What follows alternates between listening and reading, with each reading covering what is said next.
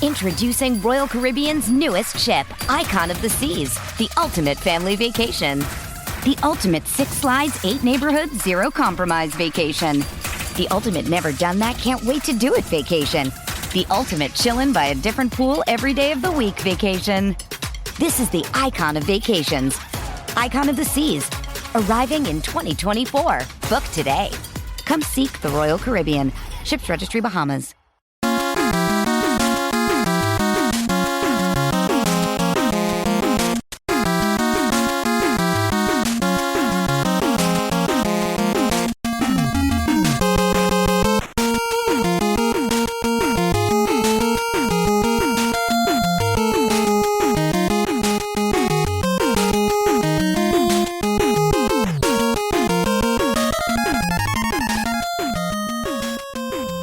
Hockey fans, are you ready to brave the wild with me, your host, Paladino Joey, or Joey Awajan?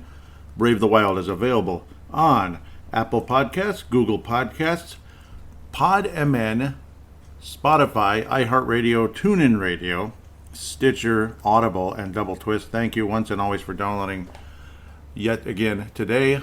And we are back for per tradition now, about 5-6 years in a row. Happy Thanksgiving to everybody in the Brave the Wild community. Happy Thanksgiving once again. It's a tradition, Brave the Wild, every year on Thanksgiving Day. And then, hopefully, God willing, I'll be able to go back to Thursdays now for the remainder of the regular season and all that. You never know if schedules change. I'll try to get in touch with people on Twitter, let you guys know and such if I won't be able to keep up with the schedule. But usually I'm able to.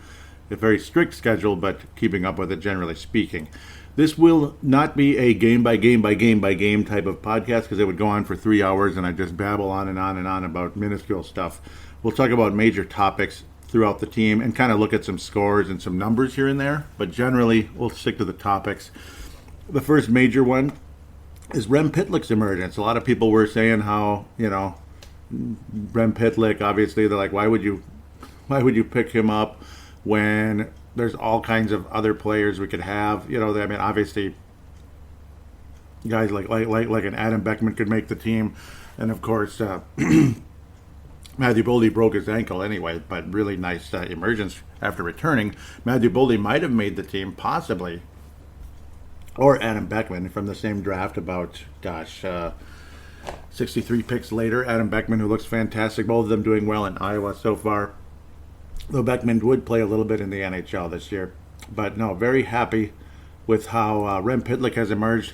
He scored his first, second, and third goals of his career in the same game against the Seattle Kraken. That was a lot of fun. Remember how I got frustrated, and I mean really frustrated, when the Wild lost to Seattle last time around. But the Wild, generally speaking, have had a very nice run since the last episode. We lost to the Vegas Golden Knights after crushing the Arizona Coyotes. Beat Seattle. That was Rem Pitlick's hat trick. A 4-1 loss. The San Jose Sharks, which drew the ire of a lot of Wild faithful, and of course Russo, particularly Kirill Kaprizov, who had a very, very lackadaisical game. And there is a lot of Kaprizov debate in this episode, unfortunately, on Twitter that really, really caught fire.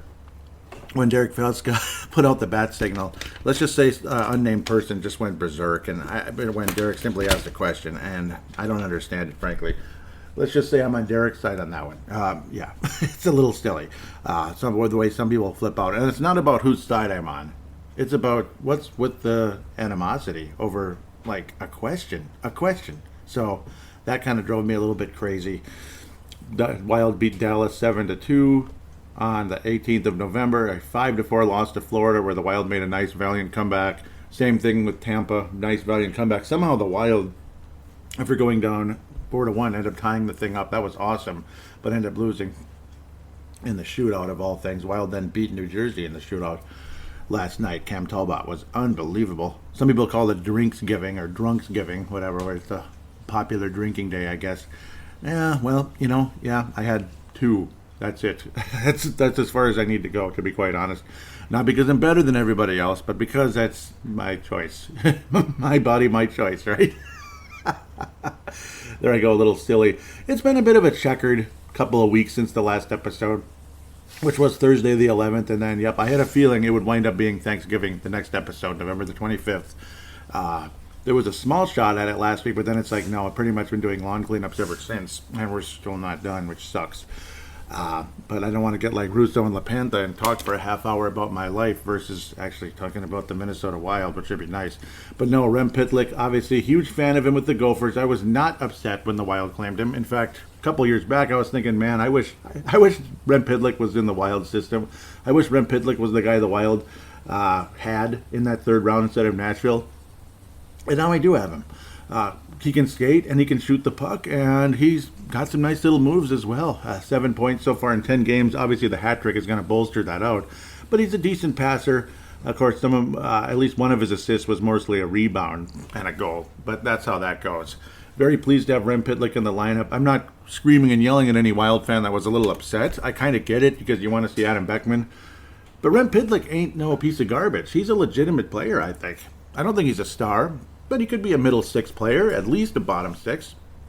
And he's not going to bitch and moan and complain and pout if he's on the bottom six. And he's still going to be productive because he's been on the bottom six most of the way.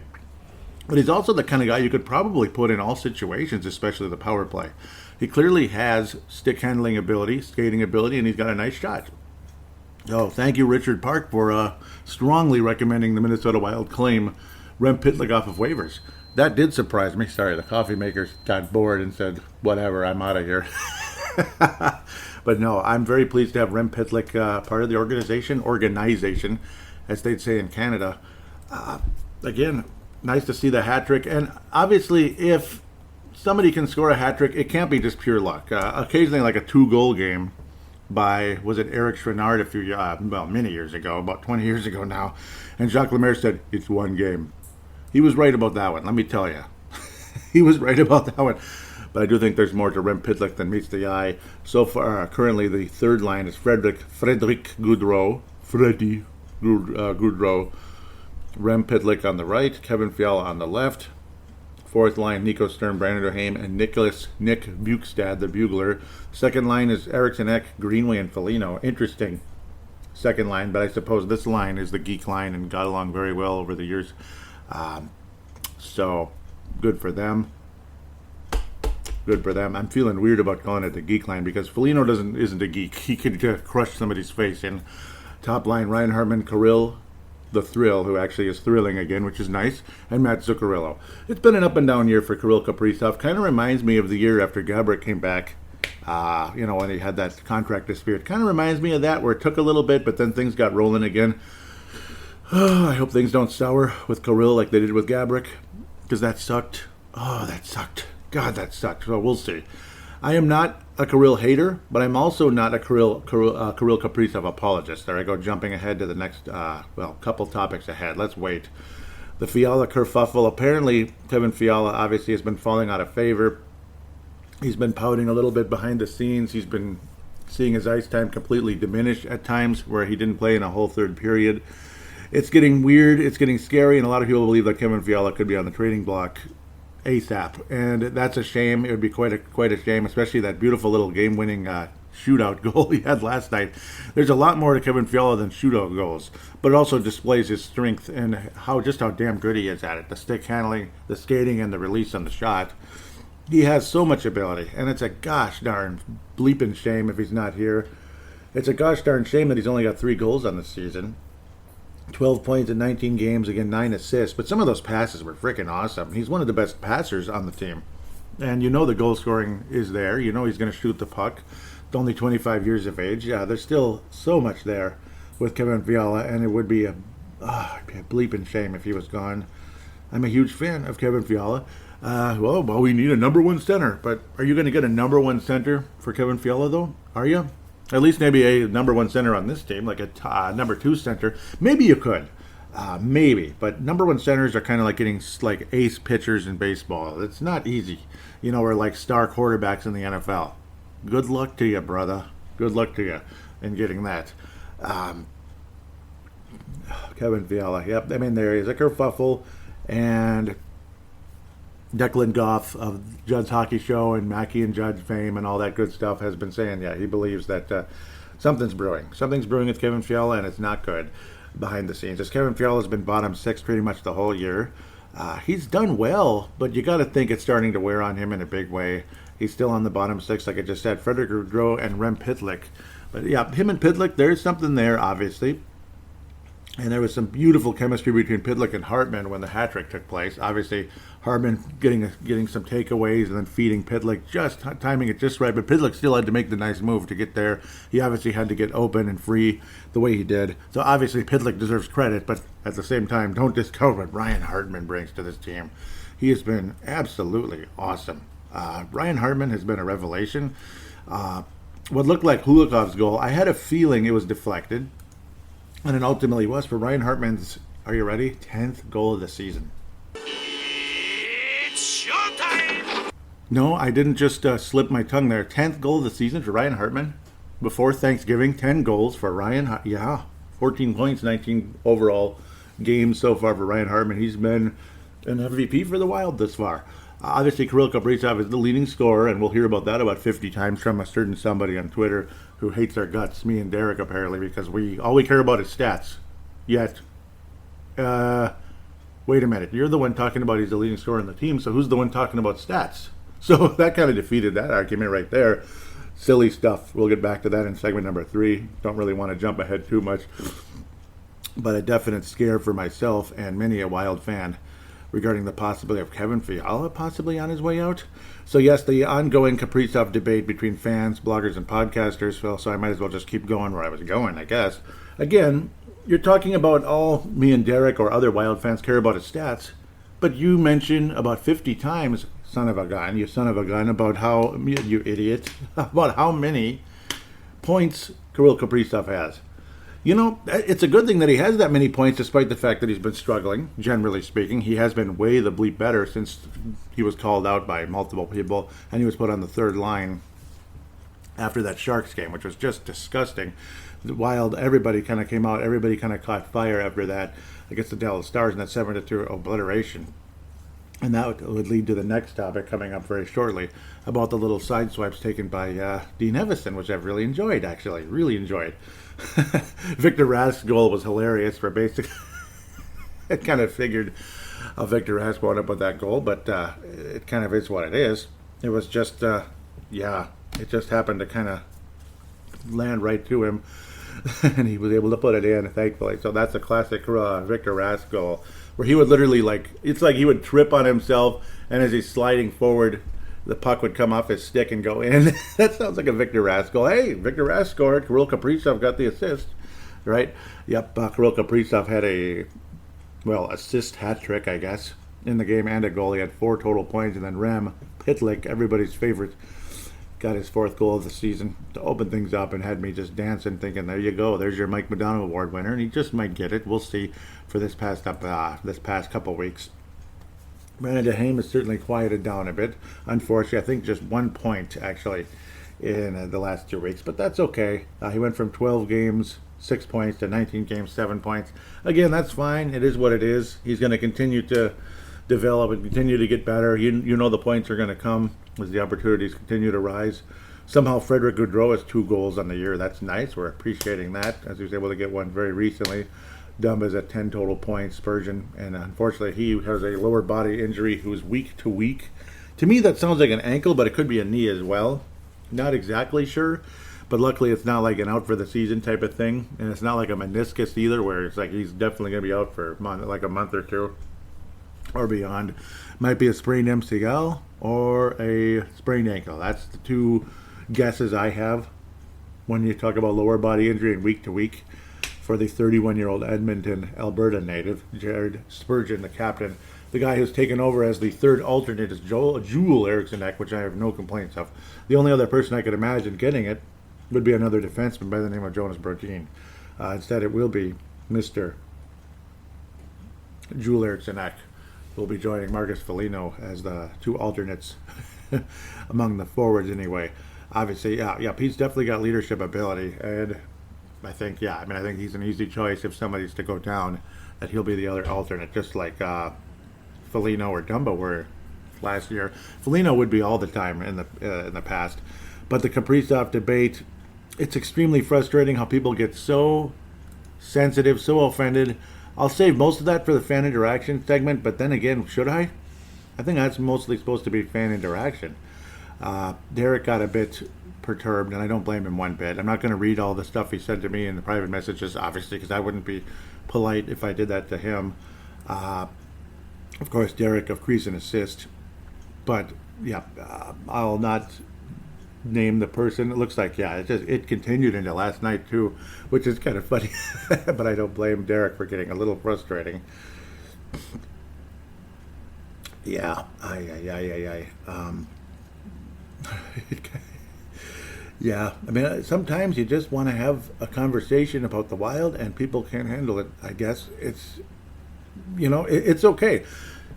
This person must hate Michael Russo as well, because Russo has gone pretty hardcore on Kirill Kaprizov, his disappointment with him coming into the season, including during the contract dispute. He was pissed to be, at the end of the day. When I said it was just a discussion, the person said, you can say it's only discussion, fine, but it's a trend with your postings, and eventually it comes across as real criticism that ignores facts.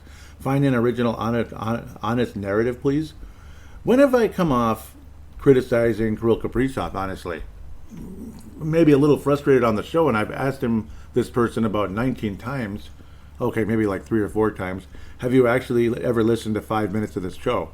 Of course, they didn't answer, so that's your answer right there. I don't understand, though, why I was being called blind to stats, because you're the one who's blind to stats. When you're talking about, you're talking about his leading scorer. Derek simply said that Kirill Kaprizov should be at the top of the goal scoring list and the points list. That's what he's being paid to do. He did it last year with pretty much the same talent around him. Yeah, I mean, I don't disagree with that. I don't think there's really a major problem with that. Derek also jumped in and said, if you want to compare the Minnesota Wild fandom to me, it won't go well for you, but the difference is I'm not a homer. Yeah, so he's saying claim to be Wild fans. He was criticizing both of us on the spot when I actually didn't say anything. But we'll come back to it. Knuckleheads knocking on the points leader. See, that's where you destroy your argument, my friend. That's where you destroy the argument. Knocking on the points leader. Hello. Okay, dude. Anybody can say that. Hello. Okay, Chad Hartman. Ay. Man, my take on Kirill Kaprizov this year he's been moderately disappointing. I won't call him crazy disappointing. Maybe I'm being too milquetoast about it. Has he lived up to expectations so far? No. Is he ever capable of doing so in the not too distant future? Absolutely. And the Dallas scam proved that he can turn things around pretty quickly, which again is kind of double annoying, because where was that before then? That's the thing. That's the crappy part. It's like maybe you get a little comfortable when you get a little excited now. You feel a little bit set once you got your massive contract after putting us through hell the whole summer and into the fall. So that's my criticism of him thus far. But you got to think that that he's going to turn things around, and I do believe he will. I don't think you're a bad fan. I don't think you're blind to stats if you're a little frustrated with the start of the season from Kirill Kaprizov. The good part is, again, that the team has generally been successful, even despite the not so great start by Kirill Kaprizov. Again, he has the points lead, yes, thankfully, because he's a great passer, and on occasion, some assists, it's just kind of a lucky bounce at times as well. It's obviously some of them are that way. Like the Victor Rask goal was kind of a lucky bounce. That point might not have been there. The Zuccarello play with Kirill Kaprizov was pretty nice. We really appreciated that one. And I do appreciate what Kirill Kaprizov has brought, including the nice goal scoring. Again, he had the game winner to open his goal scoring earlier in the season. And then, again, that great chemistry with Zuccarello that just continues to last, despite when you put Kirill Kaprizov on that third line with Gaudreau. Next thing you know, Zuccarello's back with him again, and then Rask, the line that was super successful just a year ago, Rask, Zuccarello, and Kaprizov, they're back together again, at least for now, at least for that game on occasion. Or Rask is back out of the lineup, and then Kirill Kaprizov is with Hartman and Zuccarello at this moment. So it was interesting to watch. It was entertaining. Rask has been kind of in and out of the lineup. again, an ongoing frustration for everybody. Back and forth. People getting frustrated with, some of us that are a little more objective and not afraid to criticize a little bit without bashing. We're not rooting against Kirill Kaprizov. We're just hoping that there'll be a little more energy, so to speak. A little more consistency is probably the number one word you got to say. I apologize if I'm a little too far from the mic here. I apologize. But a little more consistency out of Kirill Kaprizov would be nice at the end of the day. Not saying he's a major disappointment. I do believe there is going to be more. I think it'll continue to come. But for anybody to go off and call it, and the name calling and calling, this is stupidity, I have issues with this stupidity. I don't think you're stupid for being disappointed in Kirill Kaprizov's start to the season. I really don't think that's really classy, to be quite frank. Like, stay classy, Wild fans. Let's just leave it at that. Next topic. I better keep moving here. Everson taking shots at Parise and Suter after a few games. Yep, and I've enjoyed that very much.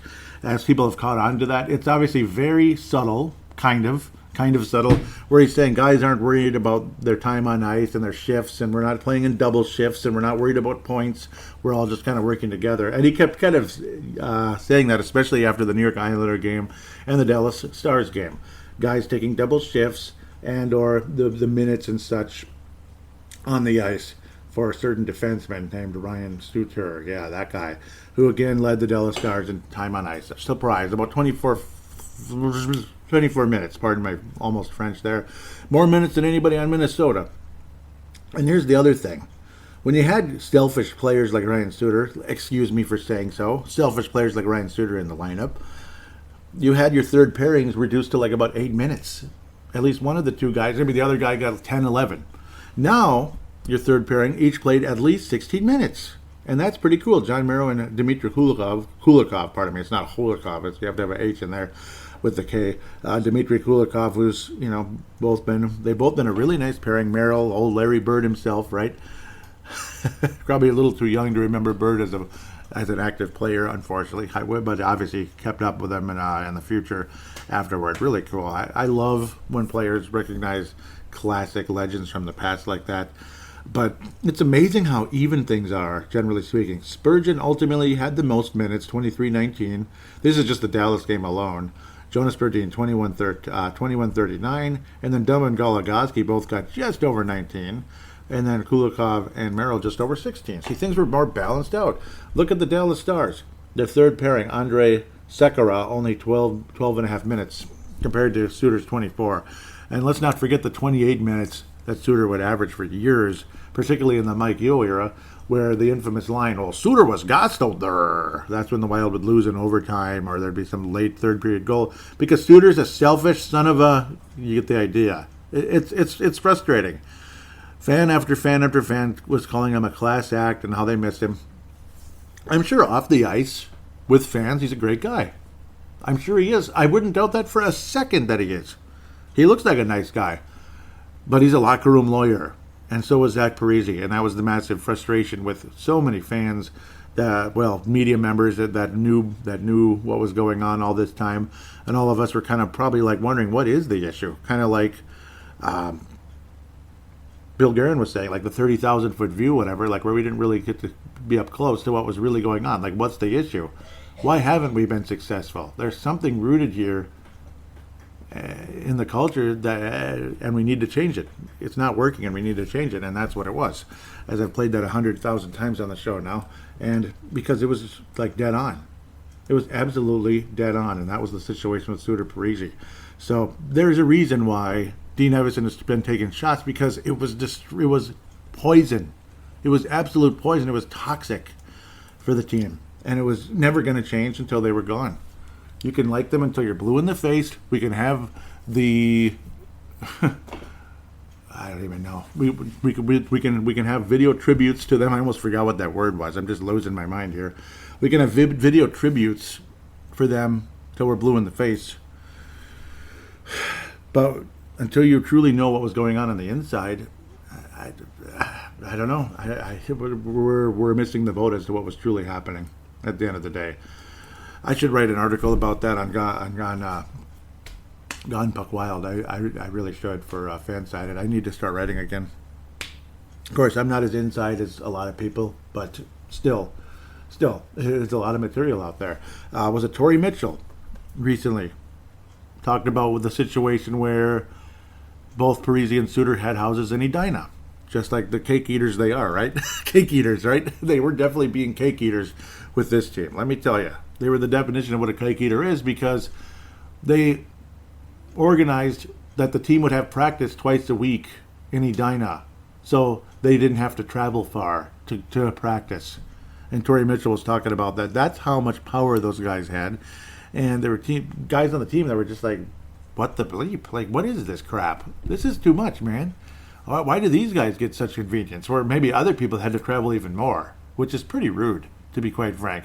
Yeah, we got our beautiful little houses in Edina, our little mansions in Edina. Our beautiful mansions in Edina. Yeah, we're gonna have at least 2 practices a week in Edina, in this arena in Edina. It's unbelievable when you hear information like that. Tory Mitchell, former Minnesota Wild player who was on the team during the early days of the pre-Suter era. Pretty crazy, pretty wild. Pun unintended, I guess. Cam Talbot last night against the New Jersey Devils was absolutely great. He deserves all the credit in the world. He was stopping like 9 billion shots. In fact, about almost 40 against the New Jersey Devils.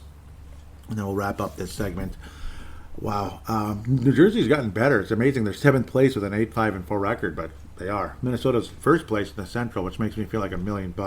Another one of those middle 6 kind of games where all the middle 6 players really, put in the points. Hartman with his 10th goal. Of course, he's top line now, but, well, yeah, I guess he is. Jeez, I guess he is. Nico Sturm with his 4th goal of the year.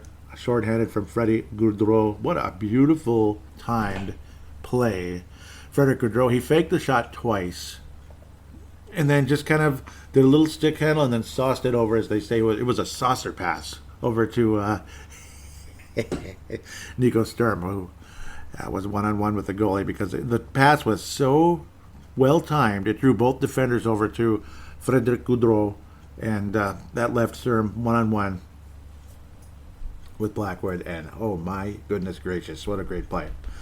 Wow. And Blackwood was good, almost 93% save percentage. I mean, he only gave up 2 goals.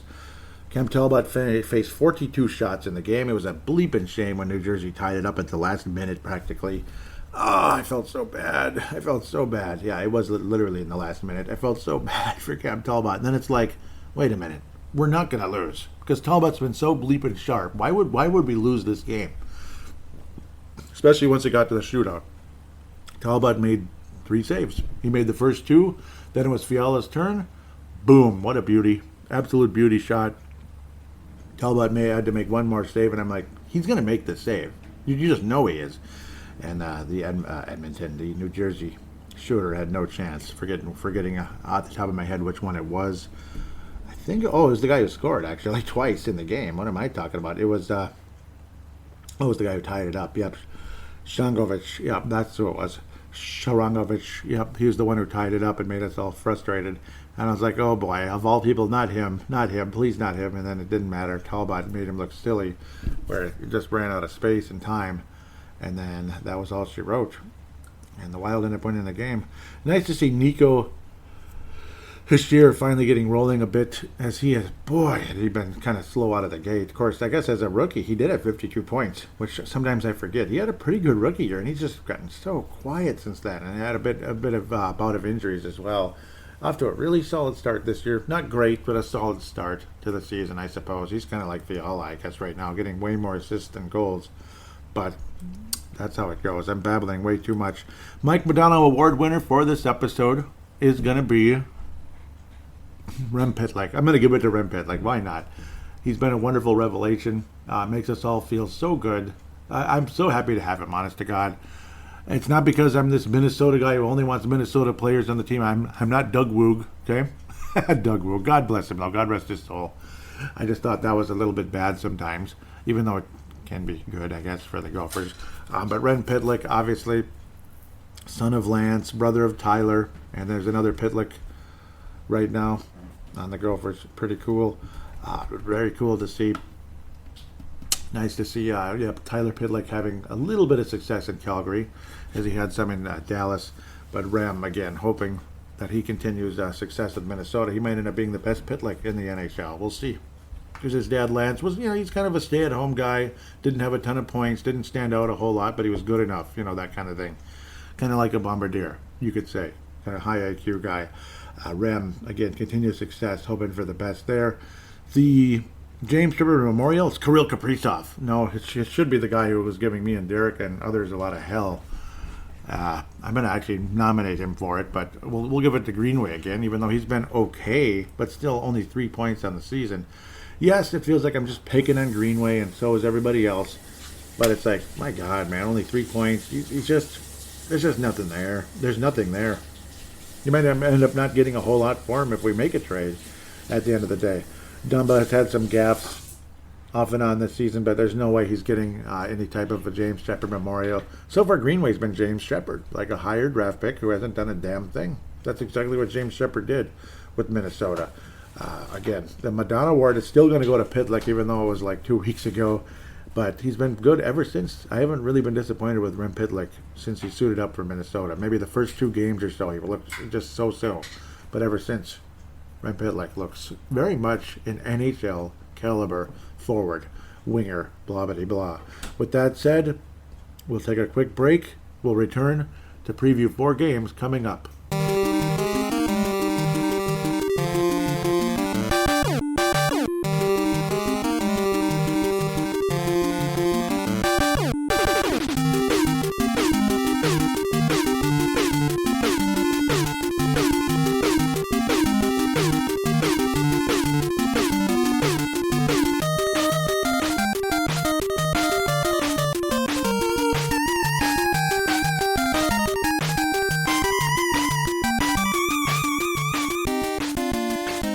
We are back here on Brave the Wild, segment number 2. And again, happy Thanksgiving to everybody. This is a fun tradition I'm going to do every year. I'm just going to keep doing it, just like Turkey of the Year for Patrick Royce. Brave the Wild, Thanksgiving, Thursday every November. Got to love it. The last Thursday of every November. Minnesota Wild will host the Winnipeg Jets tomorrow night, Black Friday, where all of you will be blowing all your money. Okay, I'm just kidding. Maybe I'll be buying 19 jerseys or something. Again, Gerald Spurgeon, week to week, lower body. As of November the 20th, Paul Stastny, who's always hurt, lower body, left the game on November the 6th, and Brian Little, who's been out for quite a while, perforated eardrum, yowza, vertigo as of September 21st. That's a little painful. Sorry for the pun there. That sucks.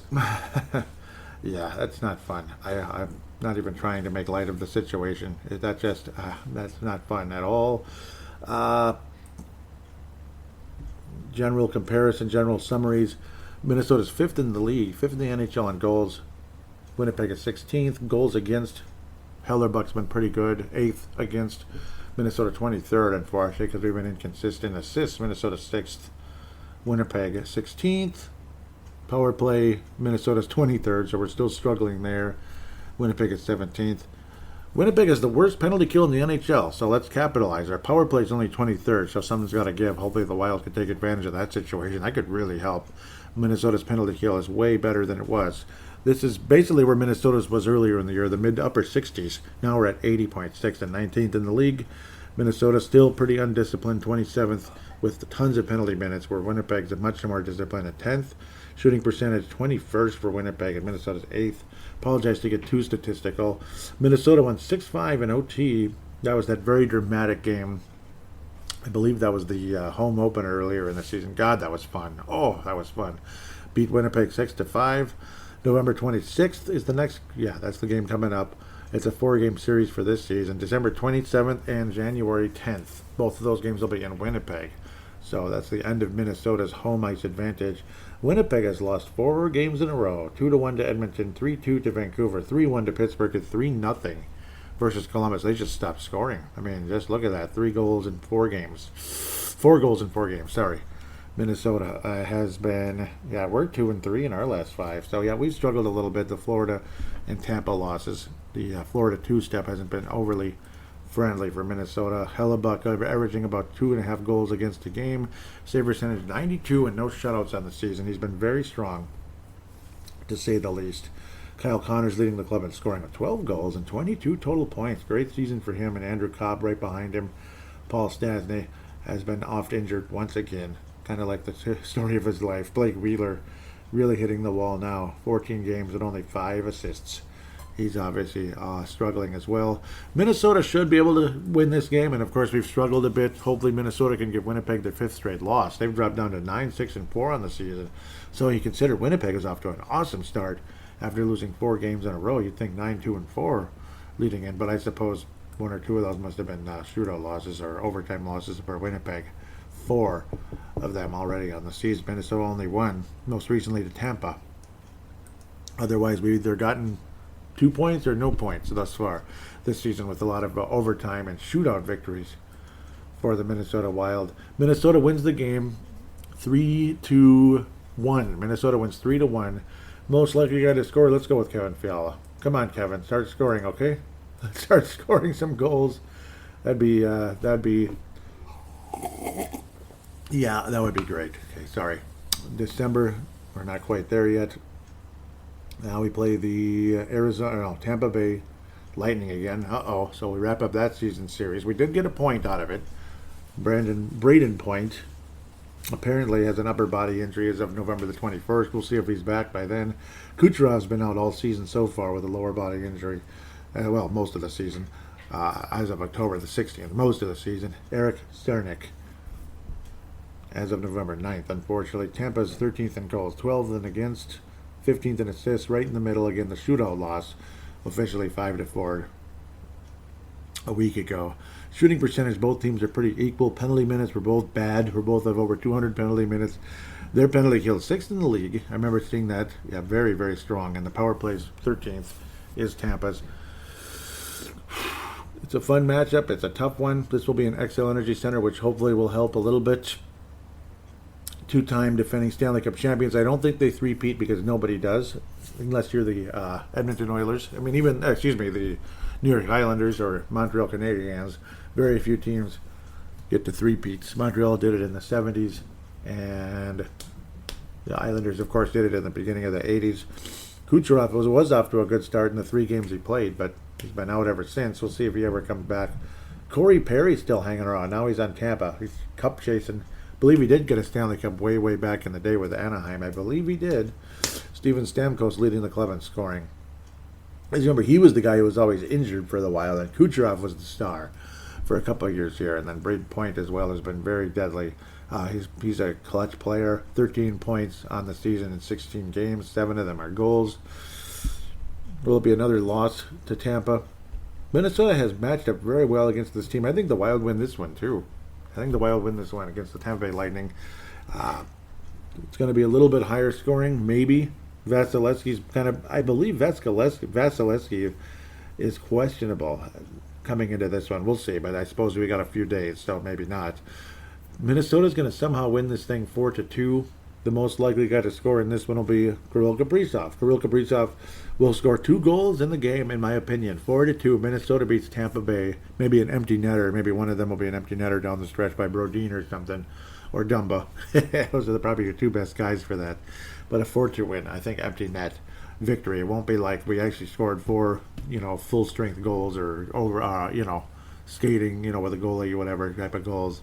You get the idea. I mean, it doesn't have to be full strength. Maybe you get a shorty or a power play. So we'll see what happens there. But Minnesota wins 4-2 over Tampa. Let's keep moving. Arizona, there's no excuse. I think the Wild get 3 wins in a row, even though this could be a trap game of trap games. Chychrun has finally been scoring points now. It took forever. Obviously, a very close friend of Brandon Duhaime was a nice story when you listen to straight from the source. I forgot to mention how Tampa Bay's trend, as they've obviously been very strong lately, how they've trended with their wins and losses. They are 4-1 in their last. Wow, they've been scoring goals. 4-1 in their last 5. 4-1 win versus the Islanders. 4-3 versus Philly in Philly. 5-3 loss versus New Jersey at home. Interesting.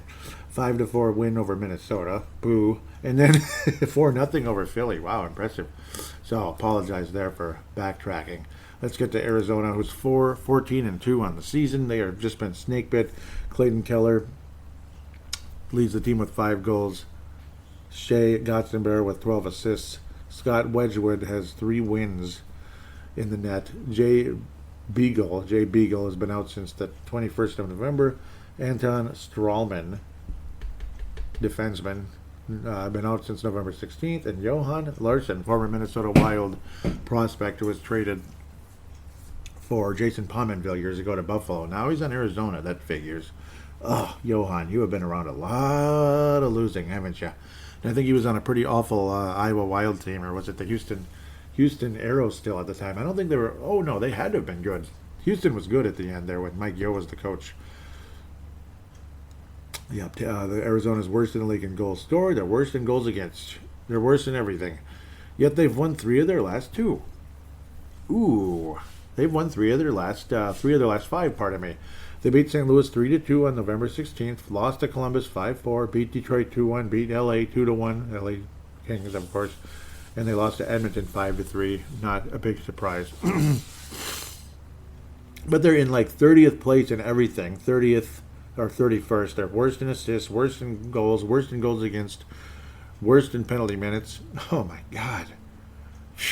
They're worse in everything, or one of the worst. Shooting percentage 30th, penalty kill 30th. Power play 28th. Oh man, oof, and the Wild lose, right? I hope not. Chychrun's been in and out of my lineup, but he's back now. I hired him. Now he's at 6 points on the season. He's quietly been picking it up with 6 freaking points on the year. Chychrun is 7th on the team in scoring. Can you believe that? That's how bad it's been for Arizona. Phil Kessel 10 points. He's at a half point a game. Gotzenberg with 15 total points, 12 assists, but only 3 goals. But it is what it is. Johan Larson has 5 points on the year, but he's hurt now. And Alex Galchenyuk, poor guy, two assists in 7 games so far. Nick Schmaltz, I used to like him with the. Man, look at these names. Oh man, it's like a garbage dump. Nick Schmaltz, I used to like him on Chicago. I called him Schmaltz's alt.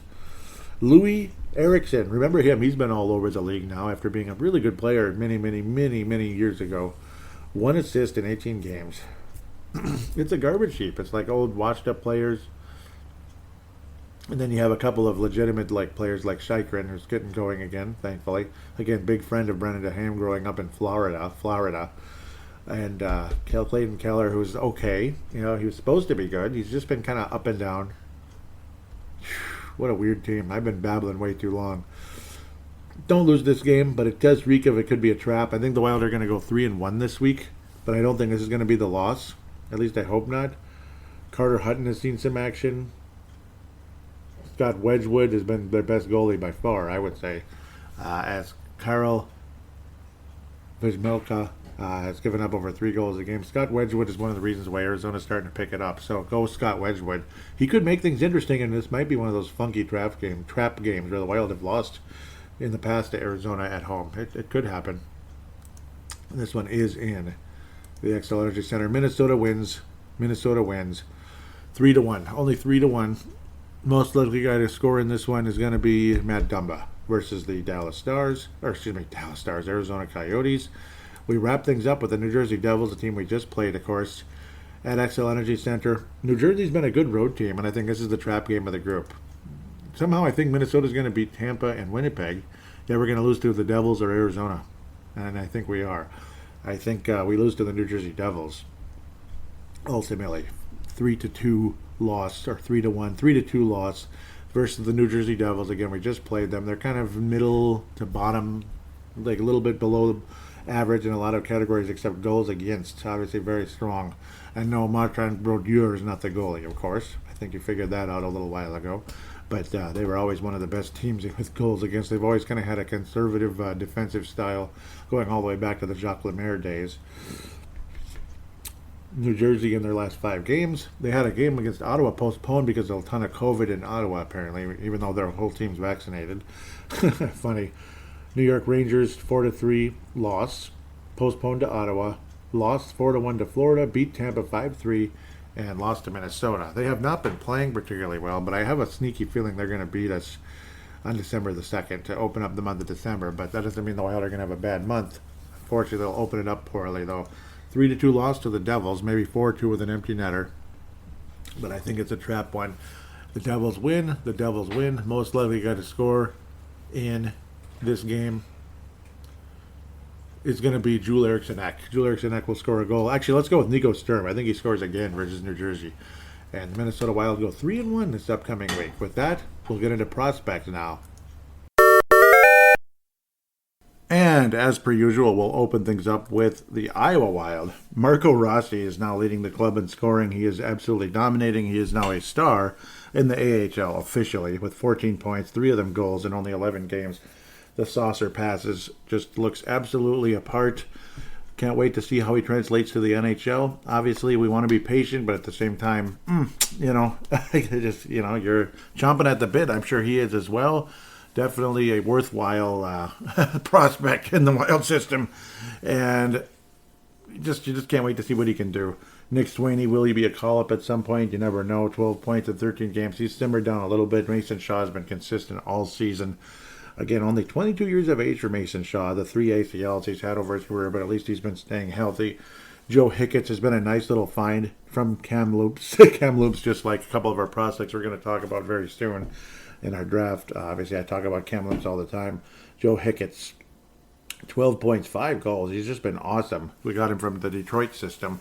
Only 5'8". Maybe he's the next Jared Spurgeon, right? Maybe he's the next Jared Spurgeon from Detroit. Just kind of popped up over the course of time. He's looking super good in the AHL. He was actually undrafted, but wound up in Detroit for a while. 12 career points. Pardon me, I'm looking at the wrong thing here. 5 career points in 22 games in the National Hockey League. That's actually not too bad, considering he probably was only on the third pairing during the course of time. Kyle Rao has been extremely efficient in the time he has been actually in the AHLs. He's seen a significant amount of NHL roster spot anyway, mostly up in the press box. 28 years of age, out of Eden Prairie, former Gopher, blah, blah, blah. We've talked about him a million times. He's been extremely good in the AHL. Probably a quad A player, though, unfortunately, in the grand scheme of things. Even though he's capable of playing in the NHL, he's not going to score too much at the NHL level. Connor DeWeer continues to be near a point a game and a guy who can play in all different situations. We've talked about that 100 times. He's just a very efficient player. Adam Beckman, 8 points in 9 games. Connor DeWeer, 8 points in 9 games. Yeah, both of them. 5 assists for Beckman, 4 assists for DeWeer. Things evened up there with those two.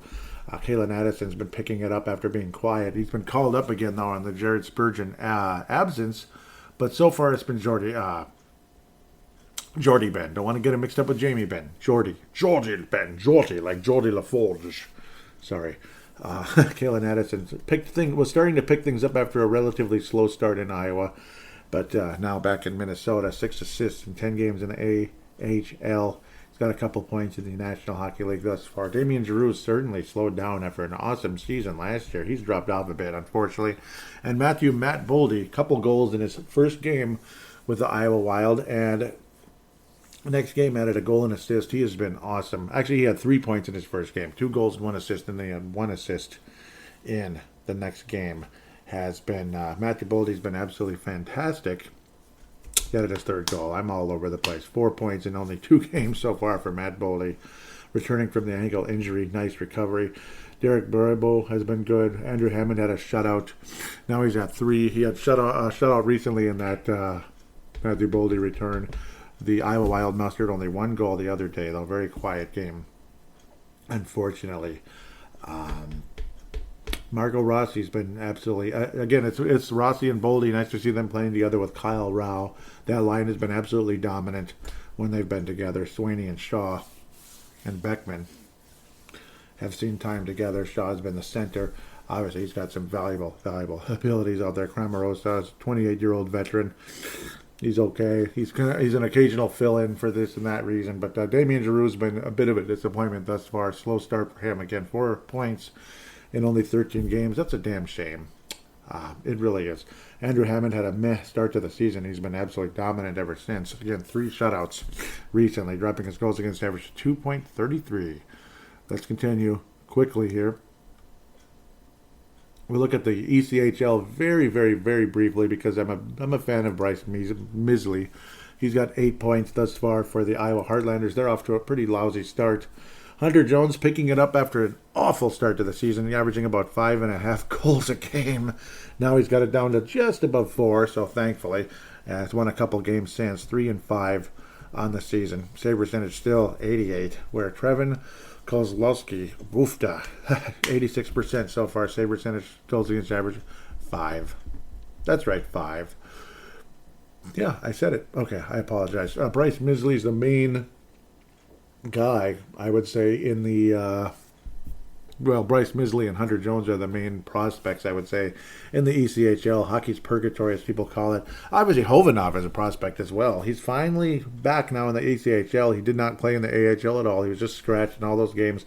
Again, like they say, came in out of shape. Extremely frustrating. His skating has always been relatively slow, but the skill has been fantastic. 100-point guy in the queue. But so far in any form of professional hockey, he hasn't been good. He has not been good at any professional level. The KHL or the ECHL or the AHL, of course, didn't pretty much do anything there. Unfortunately, it's a damn shame, to be quite honest. As I was trying to pull up Hovanov's numbers on the fly here on Elite Prospects, because you get a little bit more information in leagues. It's the VHL. That's what it was. That was the other league over there in Russia, the VHL. It's very much a hockey league, I guess. Okay, sorry. 24 points in 30 games there, but again, only in 7 games, didn't do anything in the KHL. And 2 points so far in the ECHL, nothing officially in the AHL. I really liked Alexander Hovanov. Damn it. 99 points, basically 100. Basically 2 points a game for the Moncton Wildcats in the queue. But since then, it's been a bummer. Obviously, he did very well in the under 20 for Russia in the juniors and such, but over there. But damn it, the World Junior Classics and such. We all look forward to that. He was very good in those games, but since then, it has been a drop-off beyond belief, and unfortunately, he might be on his way out one way or another via trade or such. Fedor Gordiev, the big giant defenseman, also out of Russia, who is 6'6", 240, big like like Derek Bugard. 3 points thus far in 14 games at the at the ECHL level, unfortunately. But Bryce Misley, 8 points so far, hoping the best for him. Again, he's already doing better than he was at the U of V, University of Vermont, which is, is what it is. It is what it is. I'll check up on Jack Sadek for the hell of it. Of course, he's no longer with Minnesota. He's got a couple points in the AHL. He's been promoted from the Greenville Swamp Rabbits, gotta like that, of the ECHL. Greenville Swamp Rabbits. He was fairly efficient there, 17 points in 35 games. And Ontario Reign, most recently. We'll see what happens with Jack Sadek. Unfortunately, no longer with the Minnesota Wild organization. Jacob Golden, still nothing. Oh, nope, he's playing for McGill University at the moment. Good for him. So, see what happens there. Couple points in 4 games for Jacob Golden. Is he still in the Wild plans? We'll see. Left shot defenseman. Obviously picked things up after getting off to a very slow start a couple years ago, and then absolutely nothing last year. Unfortunately, with the whole COVID thing, OHL wouldn't even start last year, which was kind of bullcrap in my opinion, but that's just the way I see the world sometimes. You don't need to stop the whole damn league. Come on. Other teams got going. Ivan Ladnia has been released. Ivan Ladnia is no longer part of the Minnesota Wild organization. He is now with the Chicago Wolves of the American Hockey League. Nothing going yet. So we'll see what happens. Ivan Ladnia no longer with the Minnesota Wild organization. It's all over. It's over, Johnny. So the top prospect out of the 2017 entry draft is either Mason Shaw or Nick Stoyaney. Flip a coin. It's one of those two. Mason Shaw is extremely efficient for what he does. But he can't. But he's well. I won't say he can't stay healthy, but knock on wood, hopefully he can Now we'll see. Medicine Hat Tigers obviously at the time now doing great in the AHL. Nick Stoyaney also doing great in the AHL. Svetlakov is slow and plodding, but a friend of Kirill Kaprizov, a bit older, and Misley is what he is. Golden is what he is. Ladny is gone, but at least most of them are still in the grapevine, as they call it. We will. Should I go to Europe first or to college first? Let's go to college first. Sam Hentges, senior year already in St. Cloud State, 7th round pick during the Paul Fenton era. Hard to believe. Has it been that long already? That is weird, man. Paul Fenton's first draft, and now this guy's already a senior in college. I guess so. It was like 2 drafts for Paul Fenton, 2 for Guerin. Yeah, I guess that's senior year in college. 5 points, 5 games. Sam Henches has missed time, unfortunately, but efficient thus far in its senior year for the national runners-up, defending national runners-up. Before I get too confused here, let's get to Jack McBain ASAP. He is continuing to dominate for Boston College, only 2 points away from a career high. Officially in his junior year, last year he was better numbers-wise, but obviously much shorter season, 10 less games. In only 14 games, 19 points, Jack McBain has been on the top line for Boston College, and he's been the part in every way. Offensively, defensively, physicality, 6'4". Definitely bottom 6. He would translate to the National Hockey League. I think he'll be very successful in the AHL, and we'll see what happens after that. But Jack McBain has been absolutely wonderful. Those are the only 2 college players in that draft. Otherwise, we'll come back. We'll swing back for the Johansson, not brothers, if you know what I mean. Lucky Lindy. No, I don't know. He's not with us anymore. He's with Pittsburgh. His goals against average is about 2.7 so far for Bill Guerin's former AHL club. We'll leave that alone. I don't want to go back into that conversation. 11 points for Nikita Nestorenko. He's not really. Yeah, he's definitely got a Russian name, but he's from Brooklyn, New York. 11 points in 14 games. He's been playing on the wing so far. Not been playing center. He was center in the Chilliwack Chiefs. Was very good for them in the BCHL. Back when I was able to cover that because there was a prospect there. Now there isn't. But in time there will be again in the Q and the BCHL. And I'll get to cover those again with MNW prospects. Boston College, 11 points. And so far for him. Good for him. Boston College will stay right where we are.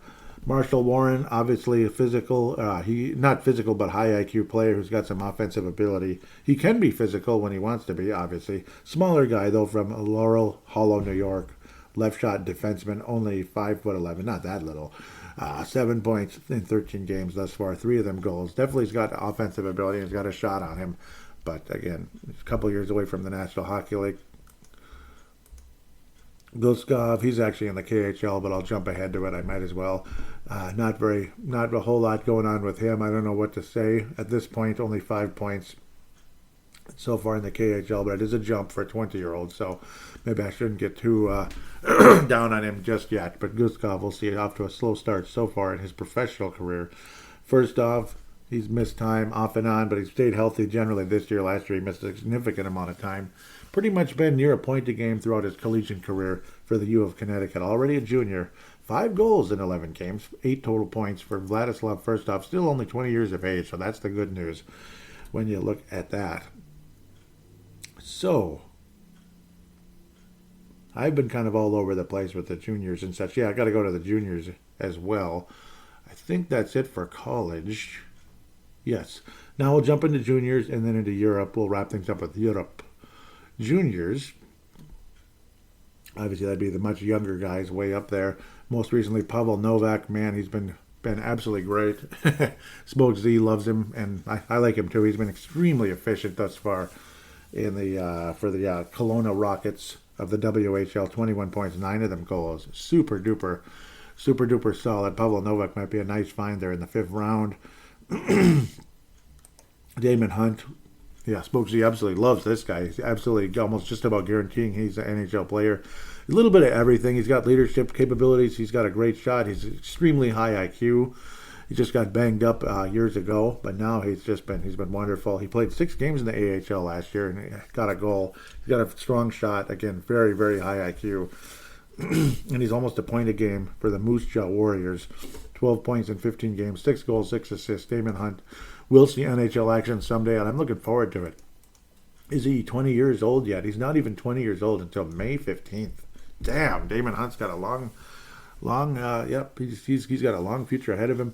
And it's like this draft gets misconstrued by myself. I keep thinking Damon Hunt, he's some late pick. No, he's not. He was a 65th pick in the draft.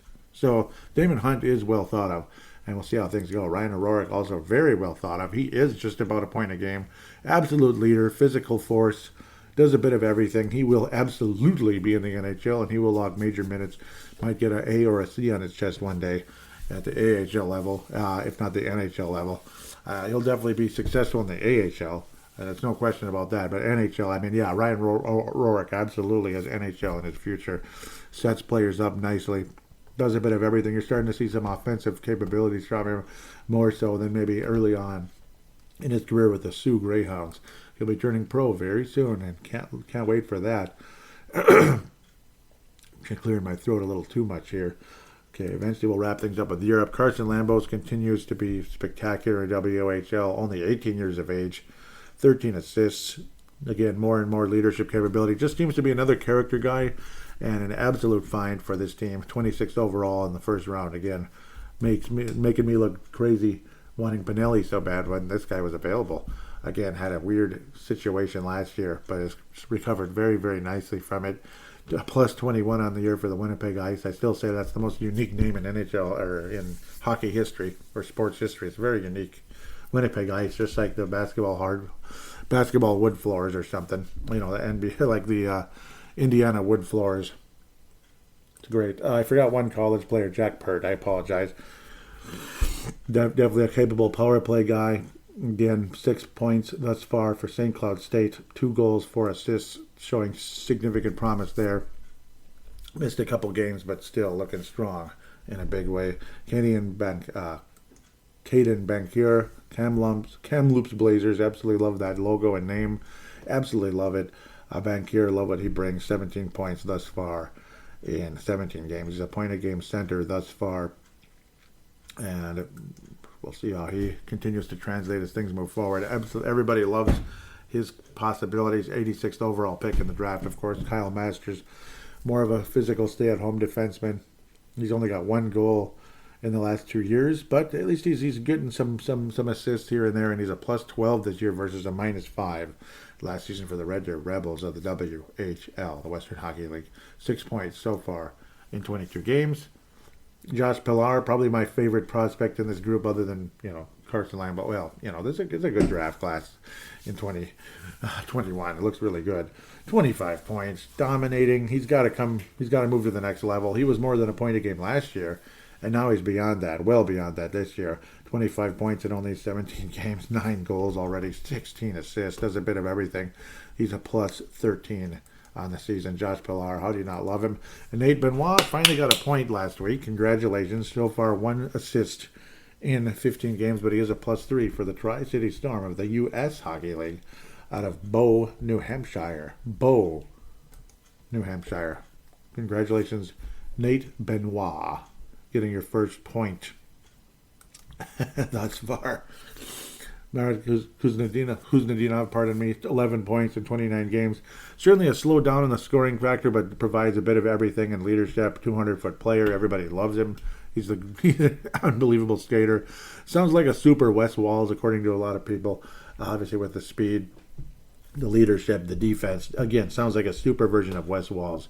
And I'll continue to say, people that talk about, you traded Cunnin away for...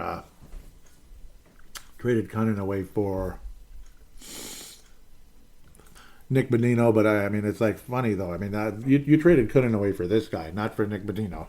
Nick Bonino was the Band-Aid and all that, and people always talk about that. Yeah, but again, Kuznetsov is the real reason why Luke Cunnin was traded away. And again, another guy who can play center, another guy who can lead, another guy who's good at defense, another guy with a high IQ. I could blah blah blah forever about that, and I'm not going to do a 90-minute show just on prospects, even though it would be fun to do. This is a general wild show with prospects included.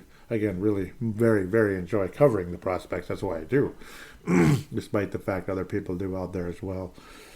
The Johansson brothers were heading out to Europe. I think I covered the juniors. Philip Johansson, still at 7 points in 19 games. But talk again. Is he somebody that you would keep or move on from? Would you want to give him a chance here? I'd want to give him a chance. I think Philip Johansson does at least warrant some type of an opportunity here with Minnesota / AHL / this or that. ECHL for 5 minutes and then he graduated to the AHL, I think, very quickly. I do think Philip Johansson does have pro hockey in his future. Will it be NHL hockey? Maybe, and I don't think it would kill him to play on the third pairing, especially with a certain guy named Ryan Suter no longer on the team. No more locker room lawyer bull crap where Philip Johansson would only get 8 minutes if he was a third pairing. Imagine Philip Johansson with 16 minutes. Or again, a guy named Kalen Addison with 16 minutes.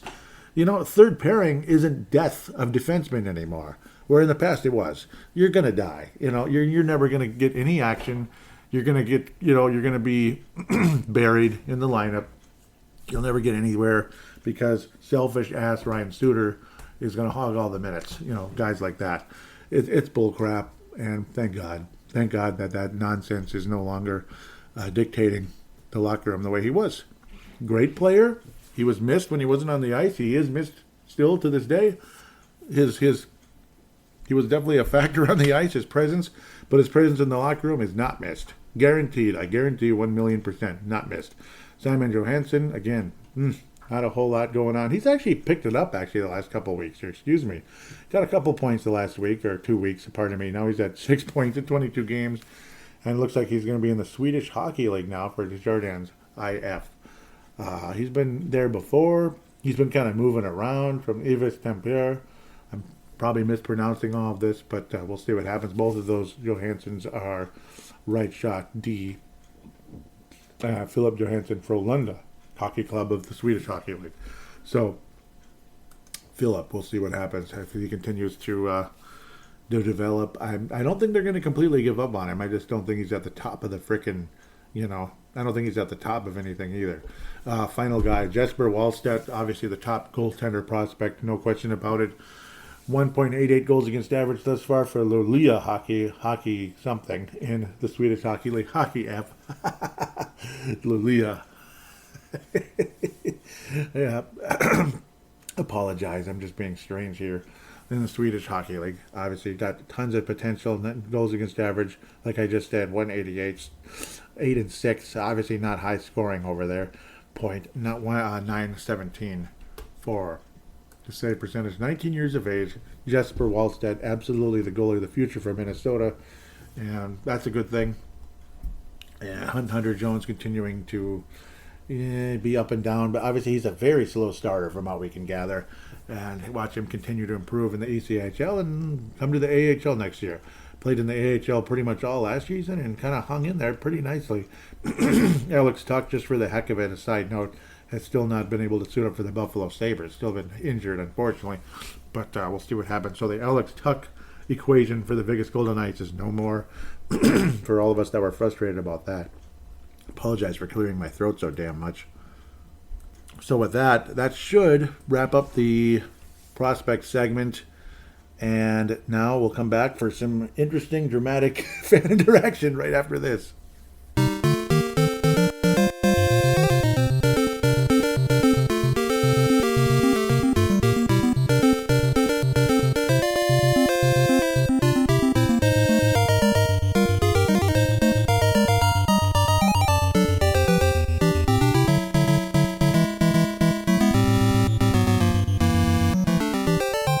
We are back here on Brave the Wild. Once again, happy Thanksgiving to everybody. Really appreciate you listening to the show. Please tell your friends about it if you could.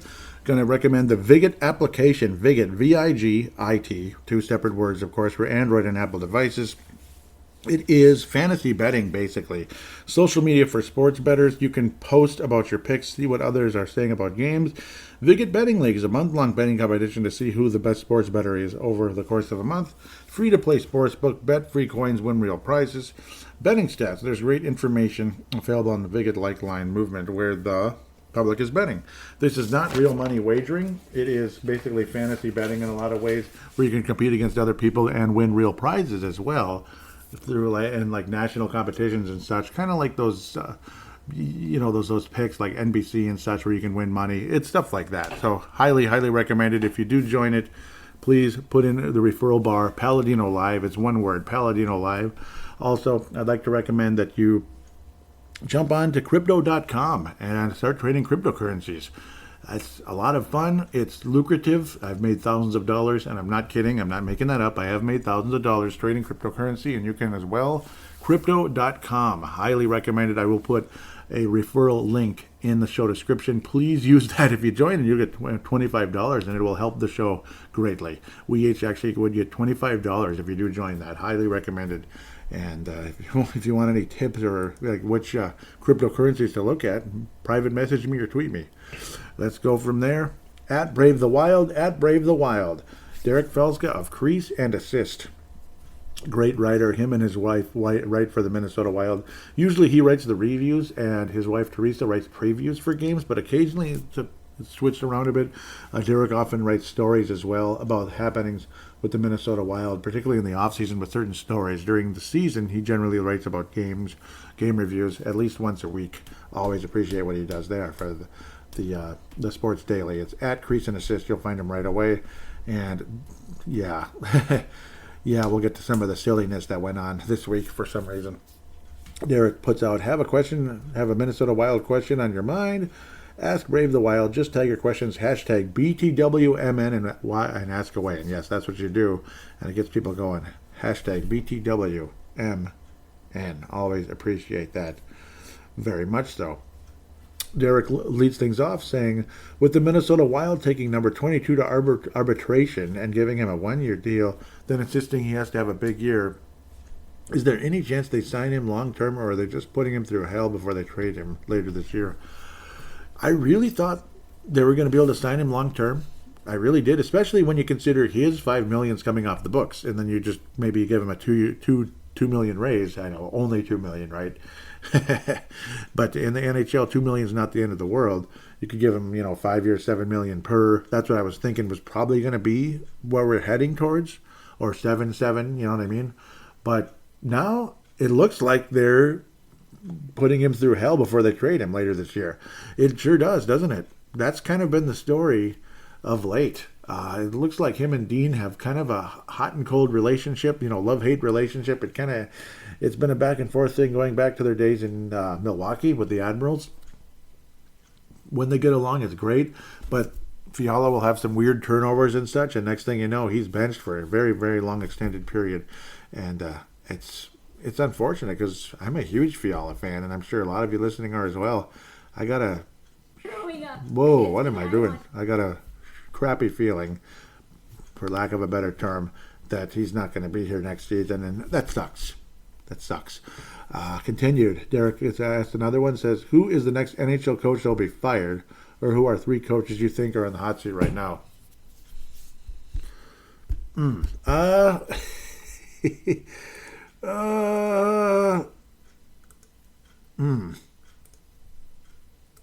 It shouldn't be the Arizona coach, Cooney, because he just kind of got there. But still, 4-14. So I don't know. Obviously, it's not going to be Seattle.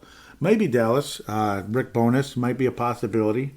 8-7. They're not off to the greatest start. Things are kind of funny. It sure as heck isn't going to be.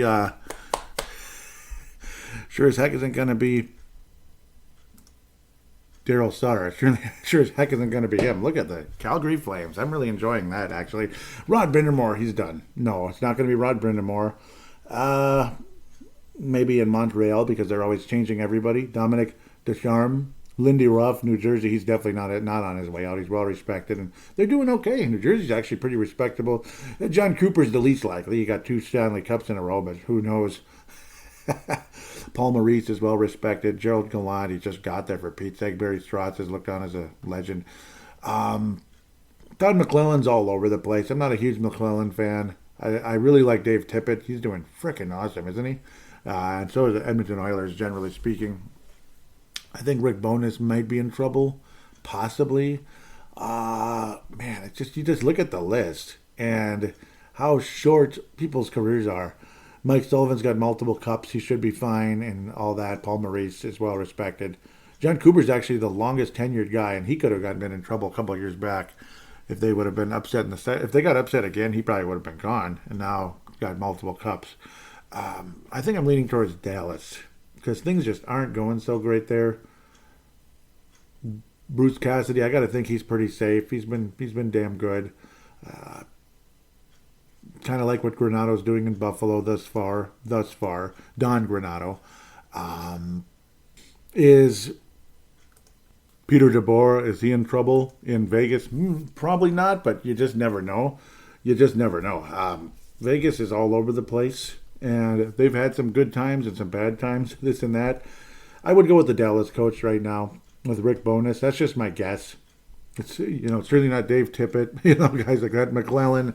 Maybe McClellan in Los Angeles. I'm not a big McClellan guy. Tippett, it's like you could kind of compare. It's funny how McClellan was Edmonton's coach, and then Tippett replaced him.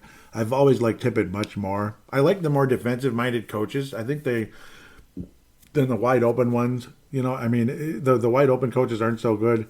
I think Andrew Burnett's going to get an extension. He's been awesome, Andrew Burnett, thus far. But then again, it's an awesome team. It was well put together. DJ Smith in Ottawa, he's a possibility just because they're just not good, But is it always the coach's fault? Not really. But they take the fall. I think Montreal, Ottawa, and Dallas are the three most likely teams to move on from their coaches soon. And then McClellan's the next guy. Possibly. Maybe Montreal. I mean, 5-14, it's pretty bad. So it's a big mess. Long story longer. I could go on all day, this and that. I mean, it's crazy, though. I mean, he took them to the Cup finals just recently. So it's hard to say. It's too up and down. And they weren't as good as a Cup final type of team, but they got there. It was a miracle. And then now they're like one of the worst teams in the league just as quickly. So maybe he's okay. I'll stick with where I was. Dallas, Rick Bowness. Maybe they figure they can do a heck of a lot more in the not-too-distant future. I'll stop babbling now. Thank you for the cool question, though. I apologize if I was a little bit bouncy on that one. That one kind of threw me for a loop a little bit. Derek, here's the question that got this crazy guy going crazy and calling both of us looking blind to stats or something. What the hell? Derek Felska says, another podcast insisted that Kirill Kaprizov, that he's just a playmaker. Do you agree, but do you think the team would be okay with him having just 20 goals and 65 points, or does he have to be at or near a 30-goal scorer to make the contract worth it? I think he should be in the 30 goals. And I know it's like, okay, we're blind to stats. Fine, we're blind to... No, it's not about that. We're blind to productivity. We're blind to the eye test. We're blind to everything. Okay? We're not blind at all. It's a lot of bullcrap to call us that, this person. So, obviously, both me and Derek behind the scenes not happy campers about that. But, I mean, I shouldn't say too much about it in terms of, like, making it a big drama show here. It's just stupid to question our credibility when all we are is analyzing the situation. That's all we're doing. So, it is kind of silly. 30 goal scorer, I think, and it's just a discussion for Pete's sake. That's all it is. It's not like 29 goals or 30 goals or 31. Now it's worth it if he gets to 31. That's not what we're doing. We're not that stupid. 65 points isn't enough for what we need, obviously. And his defense hasn't been the same. Let's be honest. Has Kirill Kaprizov's defense and overall body of work thus far been the same as it was last season? I don't think it has. Brian Herrera says, I misquote my question last time. I meant, what game would you not pick? Would you pick not him? But a new question, with Fiala in Dean's doghouse and having his power play time taken away, do you think GM Bill Guerin will trade him this season? And what would you want? And who would you want for him? Unfortunately, I do think so. Unfortunately, I do think he's going to get traded. Things can change back and forth, and they often do. I do think he's going to get traded. It sounds like JT Miller is a possible move from Vancouver. Is that something that would excite people? I would love to get like a Patterson. I would love that, but I don't think that's really possible, to be quite honest. But it kind of reeks of like Vancouver is one of the possibilities as you go forward.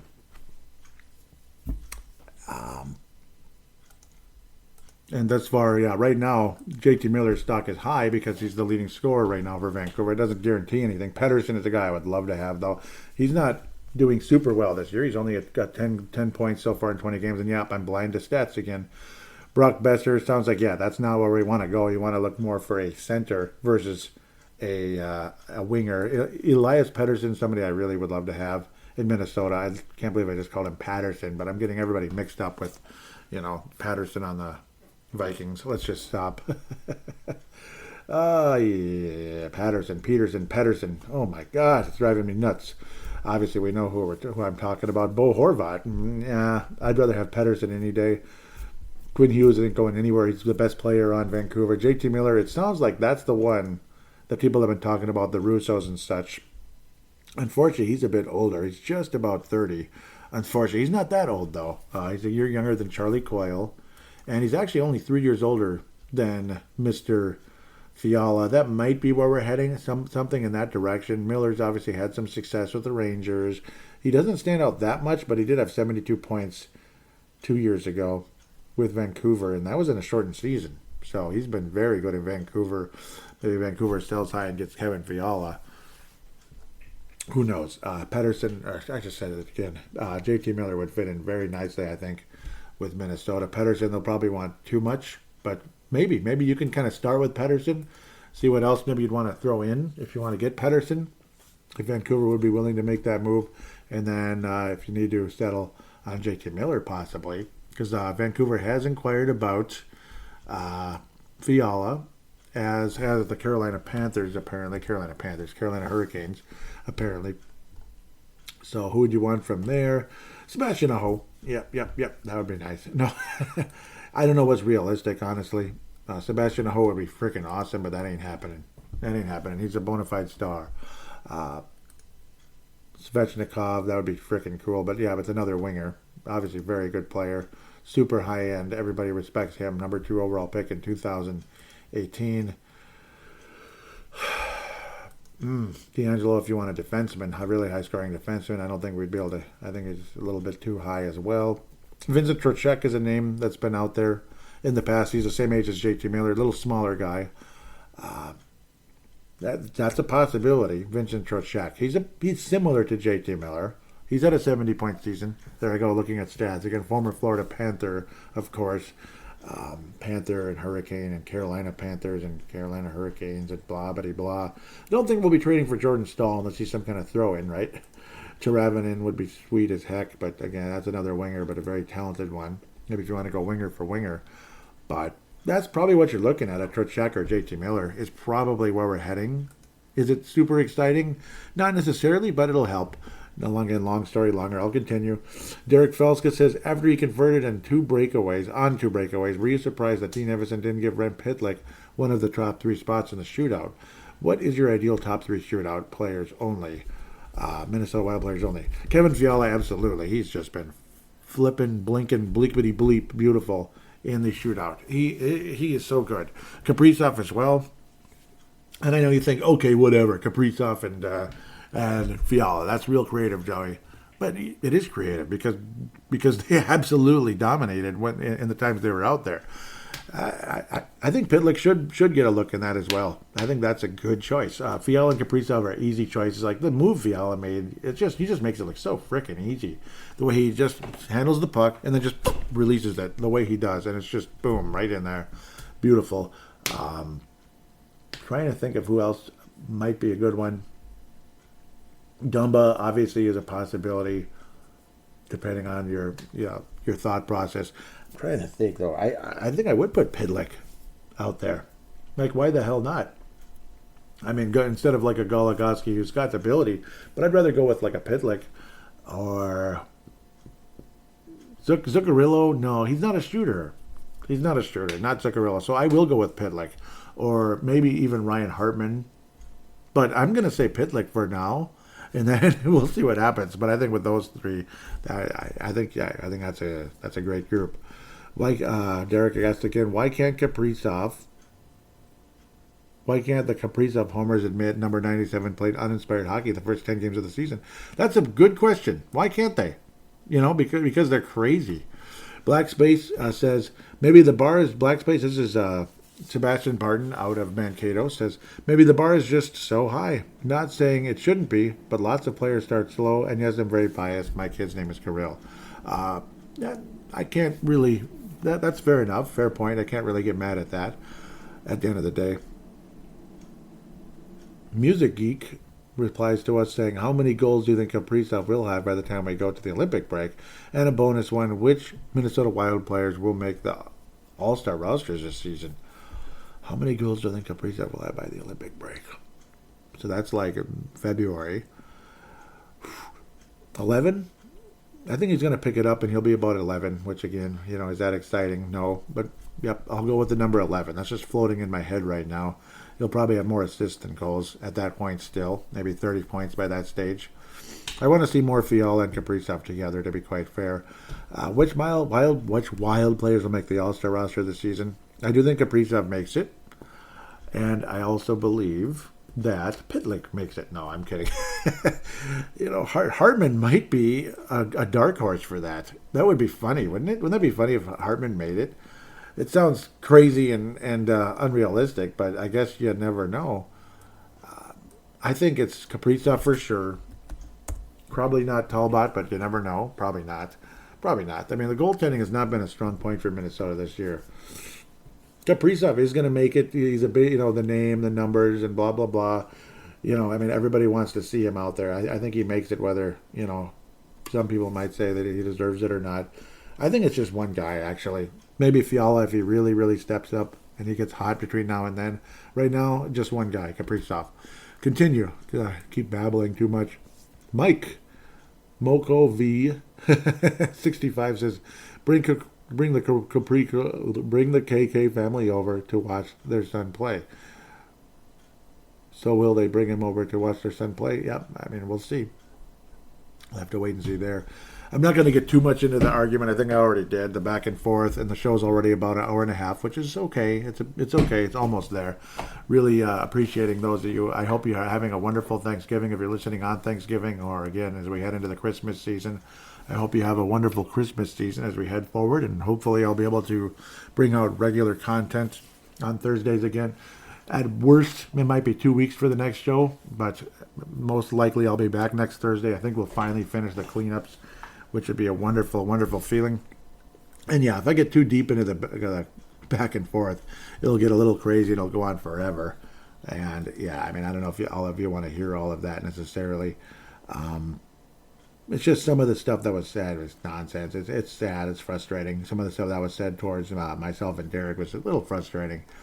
This and that. I really appreciate the questions and the comments. Some of you out there that have been listening, please join into that. Hashtag BTWMN. Hashtag BTWMN. Just join in the conversation. I'd love to hear from you. There's also another way to get on board via audio submission. What you do is you open up the free voice recording application that's on every single smart device on the planet. Open it, press record, start talking like a phone call, and then get it to about whatever you want, a minute to 5 minutes, whatever, anywhere from 1 to 5 minutes. Hit stop, and if you keep going longer than 5, I'm not going to get upset as long as it's wild related, generally. Hit stop, save it, and email it / share it to paladinolive@yahoo.com, paladinolive@yahoo.com. That'll be in the show description, along with shout-outs to MNW Prospects. I'll put the Twitter account in the show description like I always do. MNW Prospects, Pavel Bennett, Justin Bakke, Brandon Quast, really, really proud to be a part of that, and myself. I cover the Quebec Major Junior Hockey League and the BCHL when we have prospects there. Of course, it's all related to wild prospects, ECHL, AHL, Europe, college. It's so much fun to keep up with, and we all enjoy it very, very, very much. It's a group that's just growing and growing and growing and growing on Twitter and such. Justin Bakke has been in a Russo article before. My name was in the article, which was cool because I was a part of that group. And thank you guys so much. Thank you. Always. Really proud to be a part of that. And we'll get prospects in the queue again at some point, I got to think. We've certainly fallen in love with the WHL, haven't we? And we've had some success coming out of the WHL of late. It's been enjoyable, to say the least. We'll see if I get added duties at some point. If not, it is what it is. And I'll just keep doing the show and keep giving shout-outs and getting people to the group. Otherwise, Minnesota Wild Global and Minnesota Wild Nation, big shout-outs to those Facebook pages. Patrick Turner for Minnesota Wild Nation, and for Minnesota Wild Global, you have the likes of Scott Cavendish, Chance Kostick, David Kostick, Kathy Main, David Abraham, Michael Fick, Chad Walsey, how could I forget? Absolutely love that group. Love that page. I've been inactive lately, been super duper busy with the lawn cleanups and such and the other jobs. Able to keep up with the games, thank God. I need to get on the pages more often if I can, but half the time I have to catch up to the games. So I can watch them live sometimes, and I'm able to catch up to them later in other cases. It is what it is, but the schedule will lighten up a teeny bit here, hopefully, as we move forward. Otherwise, hoping all of you again have a wonderful Thanksgiving and a great start to the Christmas season and holiday season, depending on what you celebrate. God bless each and every one of you, and we will talk to you in a couple weeks. Or a week. Hopefully just one.